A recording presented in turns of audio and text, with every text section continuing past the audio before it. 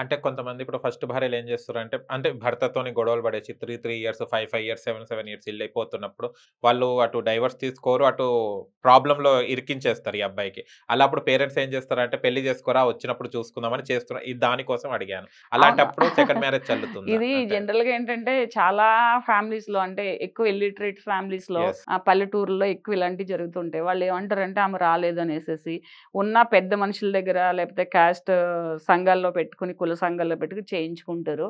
రాలేదంటే ఆమెని పట్టుకొని లేదా కోర్టులేసుకొని ఎక్స్ పార్టీ డైవర్స్ అయినా తీసుకోవాలి. అచ్చా! ఇప్పుడు 5, 6 ఏళ్ళు ఆమె ఎవరు కూడా ఎళ్ళిపోయింది. లేకపోతే ఆమె ఎక్కడుందో కనిపించలేదు. అప్పుడు మనం ఏం చేస్తాము?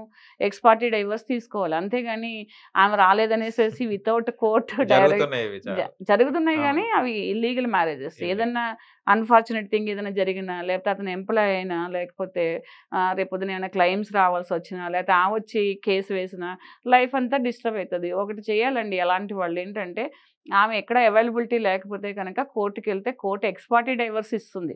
అంటే పేపర్ పబ్లికేషన్ ఏసి ఎక్కడున్నారని. అలాంటి డైవర్సులు తెచ్చుకొనైనా పెళ్ళిళ్ళు చేసుకోవాలి తప్పిస్తే, మొదటి భార్యతో తెగతెంపులు లేకోకుండా రెండో భార్యతోటి చేసుకొని, ఒకళ్ళిద్దరు పిల్లలు పుట్టిన తర్వాత, కొంచెం ఆస్తులు సంపాదించిన తర్వాత, మళ్ళీ ఆమొచ్చి నా భర్త, నా హక్కులు అని కొట్లాడడము, ఈమె డిస్టర్బ్ అవ్వడం, అతను డిస్టర్బ్ అవ్వడం, ఫస్ట్ వైఫ్ పిల్లలు, సెకండ్ వైఫ్ పిల్లలు, 2 ఫ్యామిలీలు ఇంతమంది కంటే గూడా లీగల్‌గా ఒక స్టెప్ తీసుకొని కోర్ట్‌కెళ్ళి ఎక్స్ పార్టీ డివోర్స్ తీసుకొని వాళ్ళు రెండో పెళ్లి చేసుకుంటే మంచిది.